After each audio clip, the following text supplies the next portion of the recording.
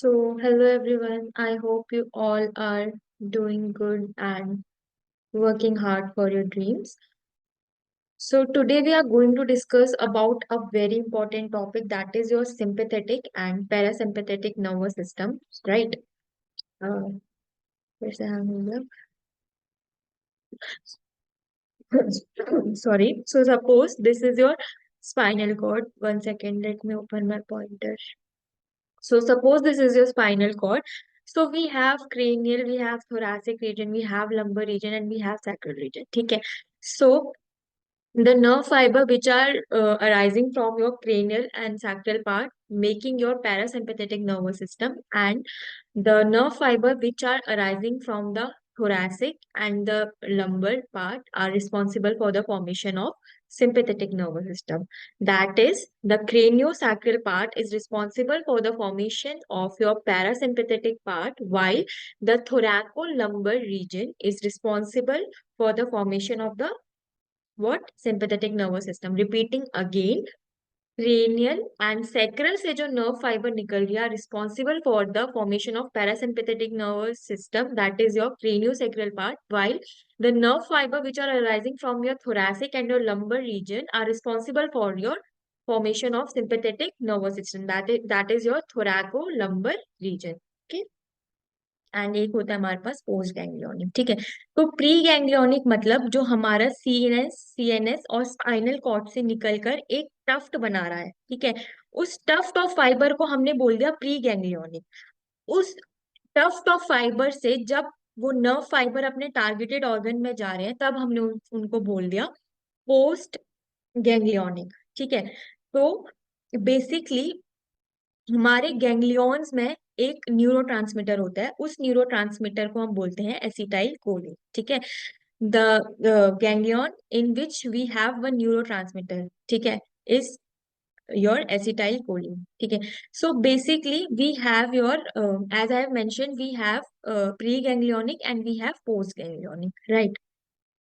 तो जो ganglion parasympathetic बनाएंगे उसको हम बोलेंगे पैरासिम्पेथेटिक गैंग्लियन, और जो सिंपेथेटिक गैंग और जो गैंग्लियन सिंपेथेटिक गैंग्लियन बनाएंगे उसको हमने बोल दिया सिंपेथेटिक गैंग्लियन। आई मीन जिन गैंग्लियन ने हमारा सिंपेथेटिक नर्वस सिस्टम बनाया उनको हमने बोल दिया सिंपेथेटिक नर्वस सिस्टम। ठीक है। तो क्या होता है, अब प्री गैंग्लियोनिक में तो in case of parasympathetic nervous system और in case of sympathetic nervous system दोनों में ही एसिटाइल कोलिन होता है, लेकिन पोस्ट गैंग्लियोनिक में अब वो नर्व फाइबर्स अपने टारगेटेड ऑर्गन्स में जाते हैं, तो पैरासिम्पेथेटिक में उस टाइम भी एसिटाइल कोलिन होगा। That's why parasympathetic nervous system is also known as your cholinergic system. ठीक है, क्योंकि वहां पे एसिटाइल कोलिन होता है पोस्ट गैंग्लियोनिक में, मतलब पैरासिम्पेथेटिक में सारा काम एसिटाइल कोलिन करेगा। And if I talk about your sympathetic nervous system, तो पोस्ट गैंग्लियोनिक जो है वो तुम्हारा नॉर एड्रेनलिन सिक्रीट करेगा। That's why sympathetic nervous system is also known as your adrenergic system. ठीक है, एड्रिनर्जिक सिस्टम बोल लो या फिर एड्रिनर्जिक रिसेप्टर्स बोलो। ठीक है। So sympathetic nervous system is also known as your adrenergic system because it is responsible for secreting your not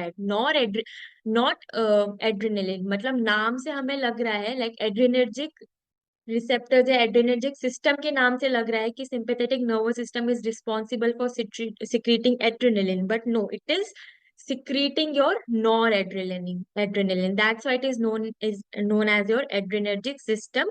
and parasympathetic को हम कोलिनर्जिक सिस्टम भी बोल रहे हैं। ठीक है।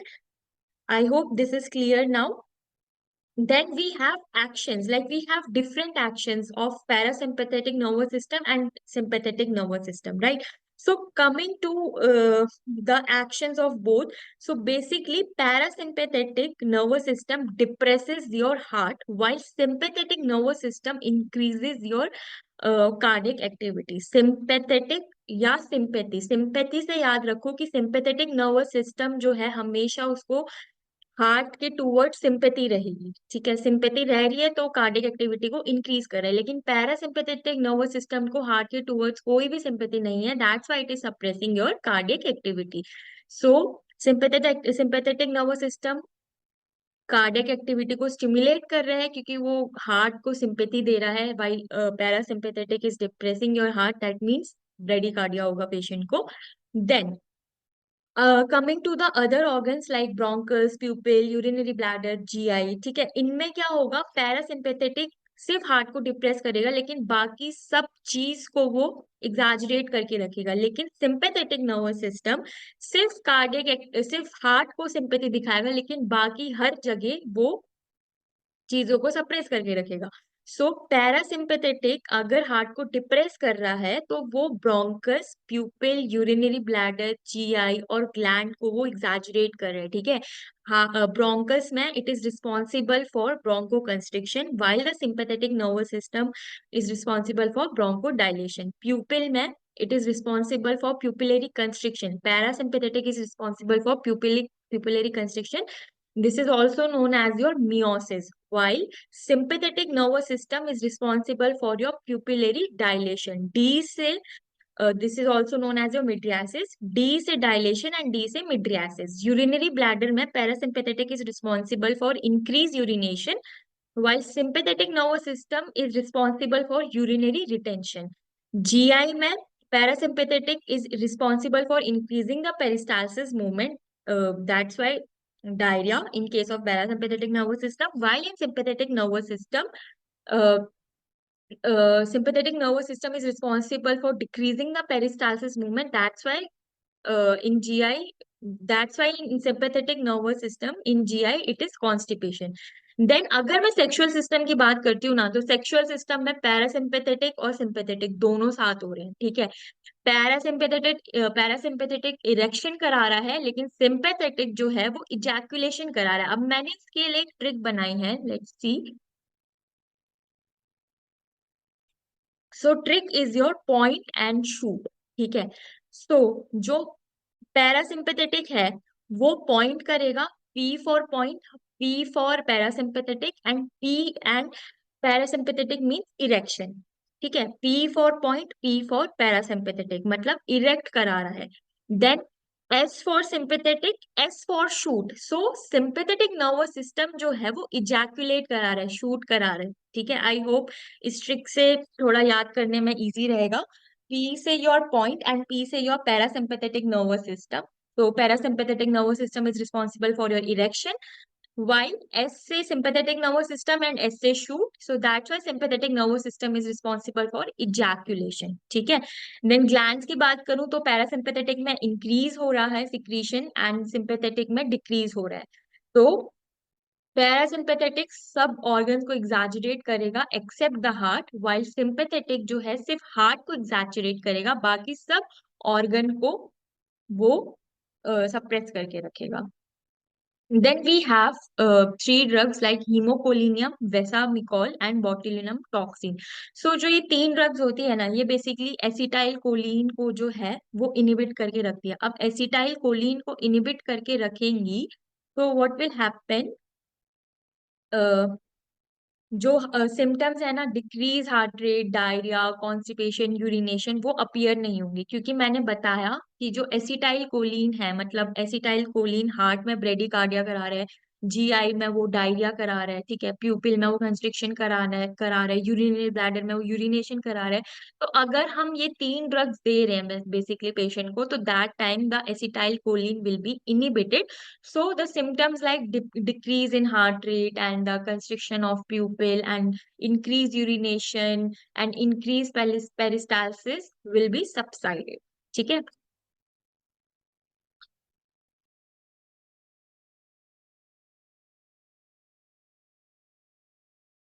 Now we will discuss about your cholinergic receptors, right? So we have nicotinic receptors and we have muscarinic receptors. In nicotinic receptors, we have NN receptors and NM receptors. And in NN receptors, I have written that NM receptors require optimal stimulation. It means ना उन्हें कम होना है ना उन्हें ज्यादा होना है। अगर कम हुआ तो भी कुछ गड़बड़ है, अगर ज्यादा हुआ तो भी कुछ गड़बड़ होगी। In muscarinic receptors, we have M1, M2, M3 receptors, right? So coming to the location, so M1 receptors present in your stomach, M2 receptors present in your heart and M3 receptors present in your others organ like your eyes, urinary bladder, lungs. ठीक है. So how will you remember this? पहले खाना पीना, उसके बाद दिल लगाओ, बाकी सब चीजें बाद में. पहले खाओ पियो, फिर दिल लगाओ, बाकी सब चीजें बाद में. खाओ पियो से मीन्स सबसे पहले स्टमक आता है, फिर हार्ट आता है, मतलब तुम्हारा दिल आता है, और बाद में बाकी सब चीजें आती है. सो M1 receptors present in your stomach, M2 receptors present in your heart and M3 receptor present in other location, right. Then coming to acetylcholine enzyme inhibitors.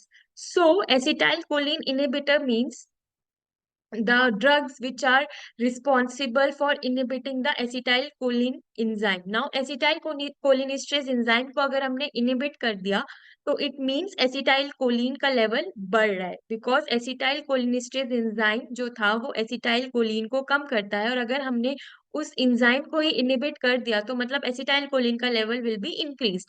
So acetylcholinesterase enzyme में इनहिबिटर्स में we have lipid soluble drugs and we have water soluble drugs. ठीक है. So lipid soluble drugs में we have physostigmine and water soluble drugs में we have neostigmine. अब जो lipid soluble drugs हैं can cross your blood brain barrier. ठीक है, blood brain barrier को क्रॉस कर सकती हैं योर लिपिड सॉल्युबल ड्रग्स. अगर ऐसी कंडीशंस जिनमें हमारे ब्रेन में एसिटाइल कोलिन लेवल कम हो रहा है, in that conditions the lipid soluble drugs will be effective. ठीक है, वाटर सॉल्युबल ड्रग है, मतलब वो ब्लड ब्रेन बैरियर को क्रॉस नहीं कर सकती, क्योंकि वी ऑलरेडी नो कि हमारी ज्यादातर मेम्ब्रेन्स लिपिड्स की ही बनी होती है. So lipid soluble drugs can cross the blood brain barrier while the water soluble drugs cannot cross the blood brain barrier, and the drug which comes in water soluble is your neostigmine and lipid soluble में आती है your physostigmine. अब क्या role है lipid soluble और water soluble drugs का? So let's just discuss. So in brain we have one disease called Alzheimer disease.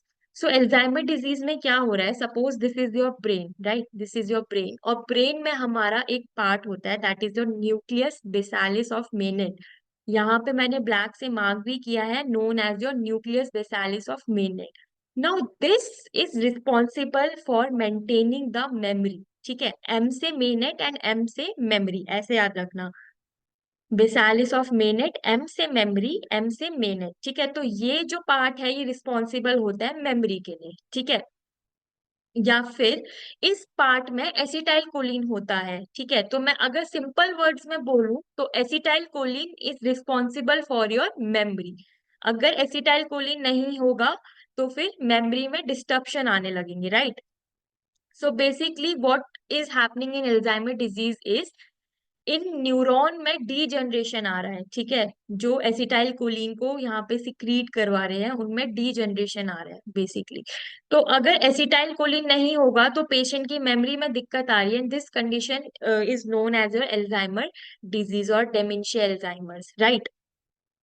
सो तो हमें उस टाइम पे, अब नाउ एल्जाइमर डिजीज मान लो पेशेंट को हो गया, अब हमें ब्रेन में एसिटाइल कोलिन को बढ़ाना है. And previously I have discussed that brain में एसिटाइल कोलिन सिर्फ एक ही ड्रग से बढ़ सकता है, that is your lipid soluble drugs, क्योंकि lipid soluble drugs can cross your blood brain barrier. तो obviously we need that drug which can cross the blood brain barrier, right. अगर ब्लड ब्रेन बैरियर को cross ही नहीं करेगी तो क्या फायदा, क्योंकि ब्रेन में एसिटाइल कोलिन नहीं है. तो ऐसी ड्रग चाहिए जो हमारे ब्लड ब्रेन बैरियर को क्रॉस कर दे. ठीक है, तो ऑब्वियसली हमें लिपिड सॉल्युबल ड्रग चाहिए. तो लिपिड सॉल्युबल ड्रग्स में मैंने बताया कि फाइसोस्टिग्माइन आती है. ठीक है, so physostigmine basically can cross your blood brain, like 50% that drug can cross the blood brain barrier और 50% वो पेरिफेरी में ही रह जाती है. ठीक है, तो क्या होगा कि अगर हमने पेशेंट को फाइसोस्टिग्माइन दी, उसने उस ड्रग ने 50% ब्लड ब्रेन बैरियर को क्रॉस कर दिया. Now the remaining 50% is remain in the peripheral system. ठीक है, अब पेरिफेरी में वो ड्रग रहेगी 50%, तो हमें वहां के सिम्टम्स आने लगेंगे. इट मीन्स कि पेशेंट को स्टमक से रिलेटेड लाइक इंक्रीज HCl जैसी कंडीशंस, लाइक पेशेंट को पेप्टिक अल्सर डिजीज हो सकती है, ठीक है। पेशेंट को ब्रेडिकार्डिया हो सकता है, पेशेंट को मियोसिस, पेशेंट को यूरिनेशन, इंक्रीज पेरिस्टाल्सिस जैसी कंडीशन हो सकती है, राइट। हो सकता है पेशेंट पूरा टाइम टॉयलेट में बैठ रहा है इस ड्रग को लेके, क्योंकि 50% ही वो ब्रेन को क्रॉस कर रही है और 50% वो पेरीफेरी में ही पड़ी है, ठीक है। और पेरीफेरी में मैंने बताया कि जो M1 M2 M3 रिसेप्टर्स होते हैं उनके respective location, like M1 receptor present होता है स्टमक में, M2 हार्ट में, M3 अदर्स लोकेशन में प्रेजेंट होता है। और वो अगर एक्टिवेट हो गया तो हमें वहां के सिम्टम्स आएंगे। तो in that condition we need a drug that can 100% cross your blood brain barrier, ठीक है। तो ऐसी ड्रग हमें चाहिए जो 100% ब्लड ब्रेन बैरियर को क्रॉस कर जाए, ठीक है, ताकि हमारे वो पेरीफेरी वाले सिम्टम्स ना आए पेशेंट को। तो क्या था, पहले भी use to give tacrine to the patient, like drug of choice Alzheimer की टेक्राइन हुआ करती थी। But now tacrine is not the drug of choice. क्यों? क्योंकि टेक्राइन जो है वो हिपैटोटॉक्सिक ड्रग है, ठीक है। पेशेंट को हो सकता है टेक्राइन लेके पेशेंट का लिवर खराब हो जाए। तो पहले we use to give, but now we have different drugs like donepezil, rivastigmine, and galantamine. So now the drug of choice for Alzheimer disease is your donepezil, rivastigmine, and galantamine. ये हिपैटोटॉक्सिक भी नहीं है और इनका लॉन्ग एक्टिंग ड्रग है। ये basically जो टेक्राइन है वो शॉर्ट एक्टिंग ड्रग है। 15 मिनट में, हर 15-15 मिनट में पेशेंट को अगर हम 4 बार देंगे तो हो सकता है पेशेंट का लिवर खराब हो जाए, because it is already a hepatotoxic drug. तो हमने ऐसी ड्रग बनाए जो हिपैटोटॉक्सिक नहीं है और जो लॉन्ग एक्टिंग भी है। तो these are those drugs like donepezil, rivastigmine, galantamine, ठीक है। टेक्राइन भी हुआ करती थी बट अब हम उसको यूज नहीं करते। आई होप दिस इज क्लियर। हमें एल्जाइमर्स में ऐसी ड्रग चाहिए जो 100% ब्लड ब्रेन बैरियर को क्रॉस कर जाए, ठीक है। अगर हम फाइक्लोस्टिग्माइन दे रहे थे, ऑल दो it's a lipid soluble drug, it can cross the blood brain barrier, लेकिन 50% वो पेरीफेरी में रह रही है, तो पेशेंट के M1 M2 M3 रिसेप्टर्स भी स्टिमुलेट हो जाएंगे, क्योंकि उसमें एसिटाइल कोलिन है। वो एसिटाइल कोलिनिस्ट्रेज एंजाइम को इनिबिट कर रही है, तो ऑब्वियसली एसिटाइल कोलिन का लेवल बढ़ जाएगा। और अगर एसिटाइल कोलिन का level M1 M2 M3 receptors activate हो गया, बढ़ गया, तो obviously the symptom will appear, ठीक है। Now coming to the water soluble drugs. So in water soluble drugs we have neostigmine, pyridostigmine and androphonium. ठीक है। अब वाटर soluble ड्रग्स का मैंने बताया कि these drugs cannot cross the blood brain barrier. तो ये किसी भी ब्रेन की कंडीशन में अगर हम देंगे तो ये इनफेक्टिव रहेगी। तो these are given in case of, basically these are given to stimulate your nicotinic receptors and muscarinic receptors, ठीक है, because they are present your outside the brain, ठीक है। मस्करेनिक रिसेप्टर्स जैसे कि डिफरेंट डिफरेंट थे, M1 M2 M3। M1 था stomach में, M2 था हार्ट में, M3 था आईज में, ब्लैडर में, लंग्स में, while nicotinic receptors NN receptors था और न्यूरोमस्कुलर रिसेप्टर्स था, ठीक है। तो उस टाइम पे अगर इन सब चीजों में प्रॉब्लम आएगी तो उस टाइम पे हम वाटर सॉल्युबल ड्रग्स देंगे पेशेंट को। बट अगर पेशेंट को ब्रेन से रिलेटेड प्रॉब्लम है, ब्रेन में एसिटाइल कोलिन कम है, तो दैट टाइम हमें ऐसी ड्रग चाहिए जो 100% ब्रेन को क्रॉस कर जाए, ठीक है। तो उस टाइम पे the drug of choice will be your what, yes, your lipid soluble drugs. So coming to these nicotinic receptor and muscarinic receptors. अब basically muscarinic receptor. So basically these drugs can be used in post-operative condition like paralytic ileus and urinary retention. Right? Sorry, यहाँ पे spelling गलत है. Basically अगर post operative condition में chances है कि patient को पैरालिटिक इलियस और यूरिनरी रिटेंशन जैसी कंडीशन हो जाए, और उस टाइम पे हम पेशेंट को ये वाटर सॉल्युबल ड्रग्स दे सकते हैं ताकि पेशेंट का मस्करेनिक रिसेप्टर्स एक्टिवेट हो जाए और पैरालिटिक इलियस और यूरिनरी रिटेंशन जैसी प्रॉब्लम खत्म हो जाए, ठीक है। Because we know these M1 M2 M3 receptors और your parasympathetic nervous system exaggerated the other organ activities while depress depresses your cardiac activity. ठीक है, तो हमें यही तो करना है। अगर पोस्ट ऑपरेटिवली पेशेंट को पैरालिटिक इलियस हो रहा है या यूरिनरी रिटेंशन हो रहा है, तो हम चाहेंगे कि पेशेंट को यूरिनेशन आए और पेशेंट का पेरिस्टालसिस मूवमेंट बढ़े। तो उस केस में we are giving water soluble drugs to the patient, that are your neostigmine, pyridostigmine and edrophonium, right. And अगर मैं निकोटिनिक एनएम रिसेप्टर्स की बात करूं, तो एनएम रिसेप्टर्स में basically we have a one condition called myasthenia gravis. So myasthenia gravis, it's a basically it's a auto immune disease. ठीक है, हमारे एसिटाइल कोलिन को जब रिसेप्टर्स में बाइंड होना होता है तो वो नहीं कर पाते ड्यू टू ऑटो एंटीबॉडीज। अगर एसिटाइल कोलिन रिसेप्टर्स में बाइंड नहीं हुए तो फिर पेशेंट को मसल वीकनेस जैसी दिक्कत आएगी। ठीक है, मैंने पहले ही बताया था कि neuromuscular receptors needs optimal function to work. अगर ज्यादा हुआ तो भी पेशेंट को दिक्कत आएगी, अगर कम हुआ तो भी पेशेंट को दिक्कत आएगी। अगर ज्यादा एक्टिवेट हुआ तो भी पेशेंट को मसल वीकनेस होगा, अगर कम एक्टिवेट हुआ तो भी पेशेंट को मसल वीकनेस होगा। ठीक है, सो like I have mentioned here myasthenia gravis and cholinergic crisis। ठीक है, सपोज आपके पास कोई इमरजेंसी में पेशेंट आ रहा है। ठीक है, मैंने ये बताया कि एनएम रिसेप्टर्स को ऑप्टिमल लेवल चाहिए काम करने के लिए। अगर ज्यादा हुआ तो भी मसल वीकनेस होगा, कम हुआ तो भी मसल वीकनेस होगा। इट्स मीन अगर कोलिनर्जिक क्राइसिस हो रहा है, दैट्स मीन एसिटाइल कोलिन का लेवल ज्यादा हो गया है। ठीक है, ज्यादा एसिटाइल कोलिन बाइंड कर रहे हैं तो भी मसल वीकनेस होगा। माइस्थीनिया ग्रेविस में एसिटाइल कोलिन कम हो रहा है तो भी पेशेंट को मसल वीकनेस होगा। ठीक है, दोनों में मसल वीकनेस हो रहा है। और अगर इमरजेंसी में कोई पेशेंट आ रहा है, then how will you diagnose कि पेशेंट को माइस्थीनिया ग्रेविस है या फिर कोलिनर्जिक क्राइसिस है? तो for this there is a one test called edrophonium test. ठीक है, एंड्रोफोनियम टेस्ट में हम क्या करेंगे बेसिकली, एंड्रोफोनियम टेस्ट बेसिकली हम डिफरेंशिएट करते हैं whether it is cholinergic crisis or whether it is myasthenia crisis. So basically what will you do? As I have mentioned कि एंड्रोफोनियम is a kind of water soluble drug। ठीक है, तो फिर मान लो हमने पेशेंट को एंड्रोफोनियम दी। ठीक है, एंड्रोफोनियम दी और पेशेंट की मसल वीकनेस 15 मिनट बाद, लाइक हमने आईवी इंजेक्ट किया और 15 मिनट्स बाद देखा तो patient is now fine, muscle weakness उसका डिसअपेयर हो गया। ठीक है, मतलब या फिर सबसाइड हो गया। अब मसल वीकनेस सबसाइड हो गया है, that means the patient is having myasthenia gravis, क्योंकि एसिटाइल कोलिन नहीं बन रहा। लेकिन अगर अगर एंड्रोफोनियम देने से पेशेंट को और ज्यादा मसल वीकनेस हो गया, लाइक पेशेंट को पहले मसल वीकनेस नहीं था और अब ज्यादा मसल वीकनेस हो गया है, तो this condition will be your cholinergic crisis. ठीक है, कंडीशन वर्स होने लगेगी। अगर कंडीशन वर्स हुई तो कोलिनर्जिक क्राइसिस होगा, अगर कंडीशन इंप्रूव हुई तो मतलब पेशेंट को माइस्थीनिया क्राइसिस है। And that time you have to give water soluble drugs to the patient. अब सपोज यहाँ पे मैंने पेशेंट को दी नियोस्टिग्माइन। ठीक है, नियोस्टिग्माइन ने क्या किया, नियोस्टिग्माइन ने एसिटाइल कोलिन एंजाइम को इनिबिट कर दिया।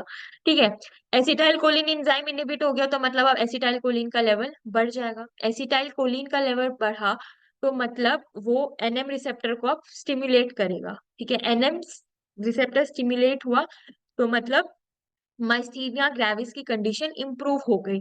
ठीक है, लेकिन टेल मी वन थिंग, अगर मैंने पेशेंट को नियोस्टिग्माइन दी और पेशेंट की माइस्थीनिया ग्रेविस वाली कंडीशन इंप्रूव हो गई। ठीक है, लेकिन नियोस्टिग्माइन ने तो काम करा एनएम रिसेप्टर्स में और M1 M2 M3 रिसेप्टर्स में भी वो काम करेगा। अब साथ में M1 M2 M3 रिसेप्टर्स भी स्टिमुलेट हो जाएंगे ना। अगर M1 रिसेप्टर स्टिमुलेट हुए तो पेशेंट को एसिडिटी होगी, M2 रिसेप्टर स्टिमुलेट हुए तो पेशेंट को ब्रेडिकार्डिया हो गया because it is responsible for suppressing the heart. And M3 receptor stimulate हो गए तो पेशेंट को यूरिनेशन और प्यूपिलरी कंस्ट्रिक्शन और ब्रोंकोडायलेशन ये वाली कंडीशन हुई। ठीक है, तो अब क्या, अब हम पेशेंट को नियोस्टिग्माइन नहीं देंगे? हालांकि उसने हमारे ये वाले रिसेप्टर्स जो हैं वो मतलब बेसिकली हमारे ये वाले रिसेप्टर स्टिमुलेट हो गए, but M1 M2 M3 receptors वाले भी तो हमारे एक्टिवेट हो गए, अब पेशेंट को ये सिम्टम्स आने लगेंगे। तो that's why neostigmine is always given with atropine, क्योंकि एट्रोपिन है एक anticholinergic drug, and anticholinergic drug will block all these symptoms. ठीक है, ये मस्केरेनिक रिसेप्टर्स ब्लॉक हो जाएंगे, और यही खास बात है एट्रोपिन की, कि वो सिर्फ मस्केरेनिक रिसेप्टर्स ब्लॉक कर रही है, वो एनएम रिसेप्टर्स ब्लॉक नहीं कर रही। तो नियोस्टिग्माइन अपना काम करेगी, एट्रोपिन यहाँ अपना काम कर रही है, तो पेशेंट की कंडीशन ठीक हो जाएगी। पेशेंट के पहले दोनों रिसेप्टर्स एक्टिवेट हो गए थे, एनएम भी और ये मस्केरिनिक रिसेप्टर्स भी एक्टिवेट हो गए थे बाय गिविंग नियोस्टिग्माइन। लेकिन जब हमने एट्रोपिन दी तो पेशेंट के ये एम मस्केरिनिक रिसेप्टर्स ब्लॉक हो गए, तो now patient will be free of these symptoms, right. तो neostigmine is always given with atropine. ठीक है, I hope this is clear. So now coming to one poisoning called organophosphorus poisoning. So basically इसमें क्या होता है, this poisoning, so basically in this there will be complete blockage of acetylcholinesterase enzyme. अगर acetylcholinesterase का enzyme का amount पूरा ही block हो जाएगा, तो what will be the condition, in that condition the acetyl choline will be increased. ठीक है, अब एसिटाइल कोलिन इंक्रीज हो गया तो स्टमक में पेशेंट का एचसीएल ज्यादा होगा। ठीक है, हार्ट में पेशेंट को ब्रेडिकार्डिया होगा। ठीक है, और आईज में पेशेंट का प्यूपिलरी कंस्ट्रिक्शन होगा, which is also known as your pin point प्यूपिल।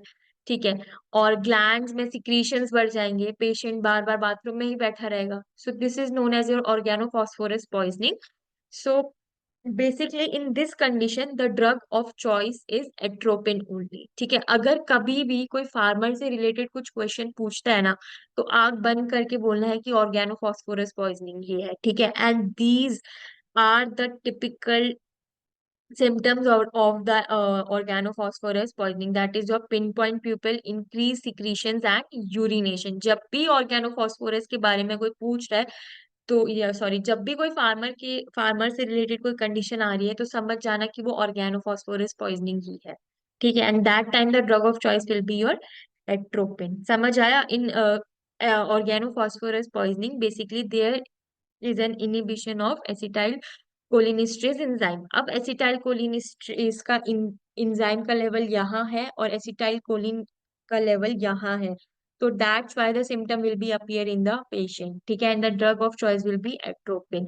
Now we have one second class of drug also, that is your acetyl choline esterase reactivators, जो हमारे एसिटाइल कोलिन इंजाइम को reactivate कर देगा। तो उसके अंदर हमारे ऑक्साइम आते हैं, and the example of enzyme is pralidoxime. So basically it is used in organophosphorus poisoning, but it is not the drug of choice for organophosphorus poisoning। तो कभी भी कोई पूछे कि organophosphorus poisoning का drug of choice क्या होगा, that time the answer will always be atropine, not the pralidoxime। ठीक है, then coming to the anticholinergic drug. So anticholinergic drug जो ऑब्वियसली हमारे कोलिनर्जिक सिस्टम के अगेंस्ट काम करेगी। सो कोलिनर्जिक में हमने पढ़ा कि M1 रिसेप्टर्स में बेसिकली क्या हो रहा था, हार्ट सप्रेस हो रहा था, मतलब कार्डियक एक्टिविटी सप्रेस हो रही थी।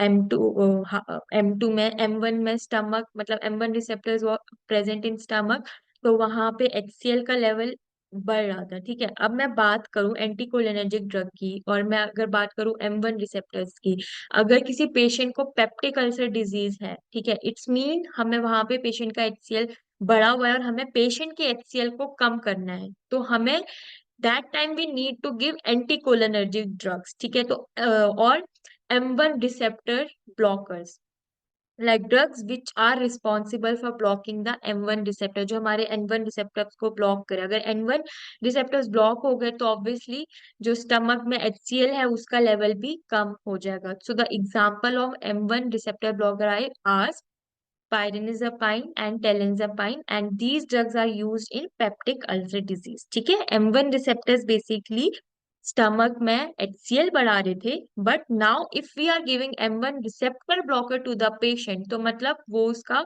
एंटागोनाइज हो जाएगा। ठीक है, तो पेशेंट का HCl कम हो जाएगा। तो ऑब्वियसली पेप्टिक अल्सर डिजीज में M1 receptors blockers are effective. Then coming to the M2 receptors, now cholinergic drugs in M2 receptors, they are responsible for causing bradycardia to the patient. ठीक है, अब हमें मान लो किसी पेशेंट को ब्रेडिएरिथमियाज हो रही है और AV ब्लॉक जैसी कंडीशन हो रही है, ठीक है, उस टाइम पे we need to block M2 receptors. ठीक है, सो M2 रिसेप्टर्स ब्लॉकर में हमारा आएगा atropine. So atropine is your anticholinergic drug. Basically ये M2 रिसेप्टर्स को ब्लॉक कर रही है। ठीक है, M2 रिसेप्टर्स को ब्लॉक करिए, तो ये हम ब्रेडी अरिथमियास और AV ब्लॉक जैसी कंडीशंस में देते हैं जिसमें हमारा हार्ट रेट कम है।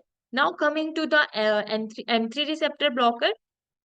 सो बेसिकली M3 का मैंने बताया कि M3 रिसेप्टर्स जो है वो अदर कंडीशंस में, अदर ऑर्गन्स में प्रेजेंट होते हैं, लाइक इन ब्रोंकल्स, ब्लैडर। ठीक है, सो जो कोलिनर्जिक सिस्टम था या जो कोलिनर्जिक ड्रग्स थी, वो ब्रोंकस में क्या करा रही थी, वो ब्रोंकस में कंस्ट्रिक्शन करा रही थी। ठीक है, so in conditions like asthma, COPD, हमें एयरवेज को डायलेट करना है, तो that time M3 receptor blocker will be effective. तो in asthma and COPD we can give ipratropium to the patient. Atropine जैसा ही है इप्राट्रोपियम, एट्रोपिन और इप्राट्रोपियम ऐसे याद कर सकते हो। ठीक है, then coming to the bladder. Now जो कोलिनर्जिक ड्रग्स थी वो ब्लैडर में क्या कर रही थी, वो पेशेंट को बार बार वॉशरूम में भी जा रही थी। ठीक है, पेशेंट बार बार वॉशरूम में जा रहा था, अगर सो अगर पेशेंट का ओवर एक्टिव ब्लैडर है तो दैट टाइम हमें M3 रिसेप्टर ब्लॉकर देनी है। ठीक है, ओवर एक्टिव ब्लैडर वाली कंडीशन में M3 receptor blockers will be effective. Now coming to the brain. So brain में जैसे ही हम हायर ऑल्टीट्यूड में जाते हैं तो हमें मोशन सिकनेस हो जाती है। ठीक है, वो बेसिकली वेस्टिब्यूल की वजह से होने लगती है, वो हमारे वॉमिटिंग सेंटर को एक्टिवेट कर देता है, तो उस वजह से मोशन सिकनेस होने वाली है। तो उस कंडीशन में हम पेशेंट को हायोसिन वाली ड्रग दे सकते हैं, मतलब पहाड़ों में जाने से 30 मिनट पहले we can give hyoscine to the patient. And एक होता है मोशन सिकनेस, एक होता है माउंटेन सिकनेस। ठीक है, तो माउंटेन सिकनेस जो होता है वो एकदम पीक, जैसे अमरनाथ जैसी जगह में हो गया जहाँ बहुत ज्यादा ऑक्सीजन कम होता है, तो वहां उस कंडीशन को मोशन माउंटेन सिकनेस बोलेंगे, और उस कंडीशन में जो ड्रग ऑफ चॉइस होगी वो तुम्हारी होगी acetazolamide, right. Then coming to the anticholinergic poisoning. नाम से पता चल रहा है एंटीकोलिनर्जिक, मतलब एंटीकोलिनर्जिक ड्रग्स की वजह से ये हो रहा है, या फिर ऐसी चीजें जिनमें मतलब एंटीकोलिनर्जिक रिसेप्टर्स स्टिमुलेट हो रहे हैं। So basically we have two things, that is your datura and your belladonna. ठीक है, so datura and belladonna are good source of atropine, right. So, how can you remember the sign and symptoms for the anticholinergic poisoning? So, धतूरा से धतूरा is a rich source for atropine, तो धतूरा से ही याद कर लो कि कैसे होगा। डी से डी से is your dry mouth, H is your hyperthermia, A is your agitation, T is your tachycardia, U is your urinary retention, and A is your accommodation loss, that is your blood vision. ठीक है, so धतूरा is the good source of atropine, और तो धतूरा से ही या धतूरा वाले निमोनिक से ही एंटीकोलिनर्जिक पॉइजनिंग के सिम्टम्स यू कैन रिमेम्बर। ठीक है, dry mouth, hyperthermia, agitation, tachycardia, urinary retention. And obviously anticholinergic poisoning हुई है तो उस टाइम पे हमें कोलिनर्जिक ड्रग देनी होगी, तो that time the drug of choice will be physostigmine. So कभी कभी ऐसे इमरजेंसी में पेशेंट आते हैं जहाँ पे एक आपके पास बच्चा आ गया, ठीक है, उसने उसके पेरेंट्स बोलेंगे कि इसने कुछ खा लिया है, हमें नहीं पता क्या खाया। फिर when when you will see the symptoms, तो आपको ये सिम्टम्स मिलेंगे उसमें, तो that time the diagnosis will be anticholinergic poisoning. मतलब बेसिकली बच्चों में होता है ज्यादातर, अगर उन लोगों ने धतूरा वगैरह ले लिया होता है तो। So this was all about your